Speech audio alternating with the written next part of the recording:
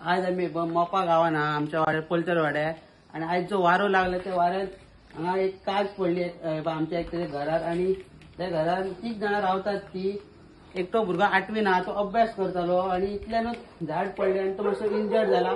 तेका हांगासल्या एकट्यान हॉस्पिटलान नेला आपल्या प्रायव्हेट गाडीन आता तो बरो आसा पण 4 दीस पयली एप्लिकेशन दिल्ले फॉरेस्ट डिपार्टमेंटाक की ते झाड पडटले तुम्ही कापपाचे म्हणून ते डेंजरस ट्री म्हणून केले तेंच्यांनी पण ते येवंक ना आणि आता झाड पडले आणि ते नुकसान झालं तुम्ही पाहू शकता